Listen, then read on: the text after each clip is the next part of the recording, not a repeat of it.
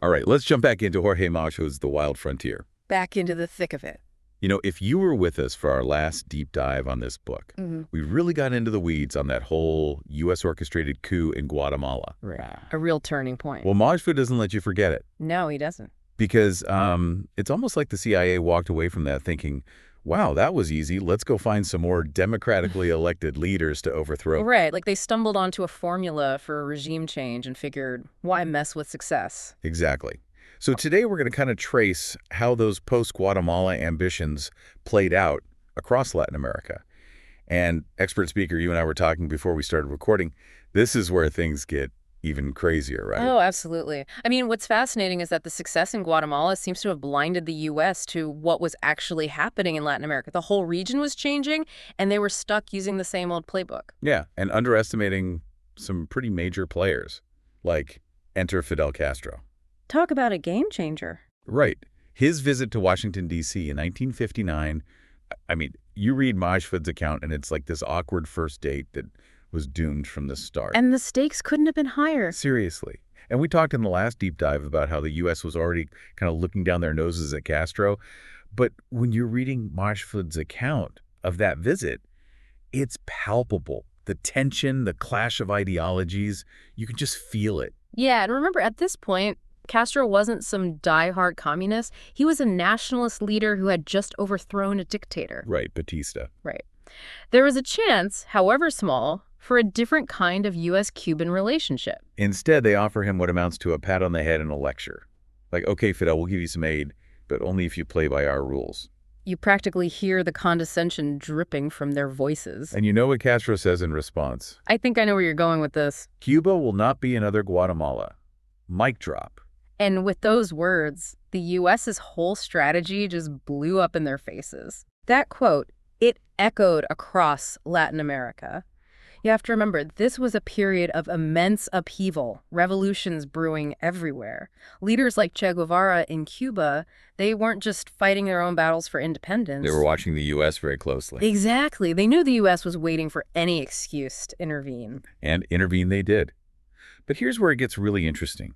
Instead of just sending in the Marines like they did in Guatemala, the U.S. decided on a new approach. Almost like, well, if we can't beat them, you'll just get someone else to do it for us. Then go train and equip local militaries to do their dirty work. Ah, the era of proxy wars.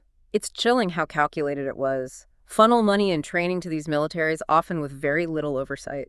And then just turn a blind eye to whatever they did with it. Precisely. Just let them handle the so-called internal threats. Yeah. It was the Cold War's version of outsourcing, but with terrifying consequences. And the truly mind-blowing part is that they knew exactly what they were doing. Majfud quotes John F. Kennedy.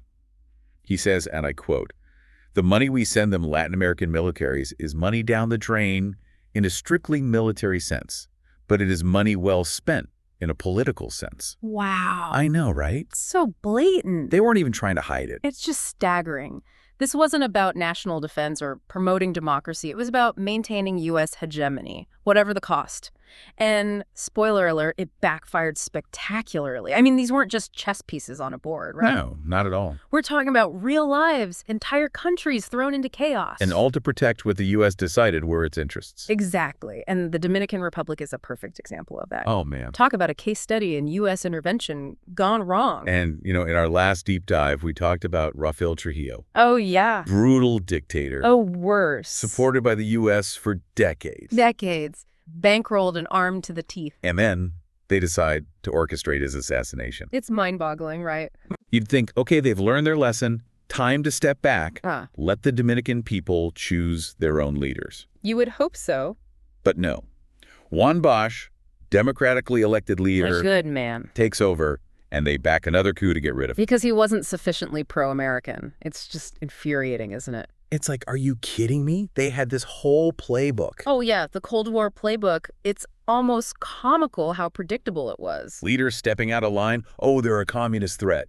Support a coup, prop up a dictator, rinse and repeat. And the communist threat, I mean, that became the justification for everything. The bogeyman in every shadow. But if you look closer, it was often more about protecting U.S. business interests than anything else. Economic imperialism, plain and simple. Like Brazil in 1964, right? João Goulart. Goulart, Another example of a promising leader cut down. Democratically elected, and he starts making these changes. Trying to improve the lives of everyday Brazilians. But, they ruffle some feathers in U.S. corporate circles. Because he dared to suggest that maybe, just maybe, Brazil's resources shouldn't be controlled by foreign companies. And that's when the hammer comes down. Yeah. Economic pressure, CIA shenanigans. Don't forget the warships off the coast. Just a subtle reminder of who was really in charge. They weren't messing around. Full-blown regime change operation. Orchestrated from Washington, D.C. And you want to know the really tragic part? What's that? Remember those Latin American militaries the U.S. had been so generously training? Yeah. They saw their opportunity. The 1964 coup in Brazil, it wasn't just a military takeover. It was the culmination of years of U.S. training and manipulation. Oh, wow. Like, they created this Frankenstein's monster of authoritarianism and then acted surprised when it ran amok. And we can't forget about Honduras either. 1963, Velita Morales, another democratically elected leader, gets ousted. Another one bites the dust.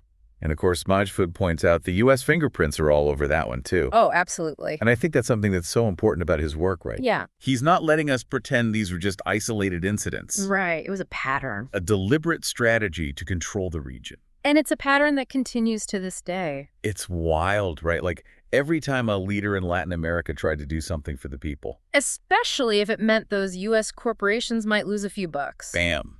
Regime change time. It's heartbreaking, really. And then they had the audacity to turn around and tell the American people that they were protecting freedom and democracy. The propaganda machine was working overtime. Spreading lies, twisting the narrative.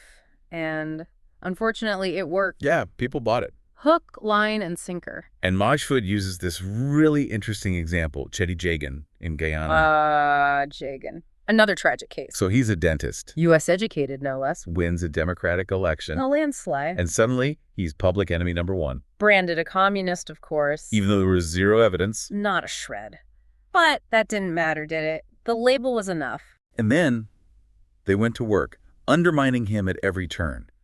Orchestrating strikes, funding opposition groups. Destabilizing the whole country. All because they couldn't stand the thought Yeah. of a little country in their so-called backyard actually charting its own course. Even if that course was chosen democratically. Exactly. And this is the thing about Majfud's work, right?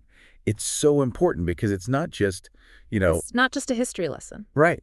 He's not just recounting the facts, he's connecting the dots for us. Yeah. Showing us how this pattern of U.S. intervention, it didn't start and end in the 60s. And it wasn't just about one bad apple in the CIA or a few rogue presidents. It was systemic. Absolutely. It was about power, maintaining U.S. hegemony no matter the cost. And it's a pattern that continues to this day. It's like this shadow over U.S. foreign policy that we're still trying to escape from. And it's so crucial that we keep talking about it, keep bringing these stories to light. Because until we fully confront this legacy of interventionism, we're doomed to repeat it. So for anyone listening out there, if you're feeling overwhelmed by all this, and it's heavy stuff, no doubt. don't give up. Don't turn away. Because the fight for a more just and equitable world, it starts with understanding our history. The good, the bad, and the ugly. And never being afraid to question those in power to demand better. Because like expert speaker was saying earlier, these weren't just chess moves on a board. These were real people, real lives impacted by these decisions made in Washington. It's about remembering the human cost of these interventions and honoring the incredible resilience of the people who resisted, who continue to resist. So thank you, expert speaker, for taking us on this journey through the wild frontier. It's been a pleasure, as always. And thank you all out there for listening. Keep asking those tough questions, and we'll keep having these conversations. Until next time on The Deep Dive, stay curious.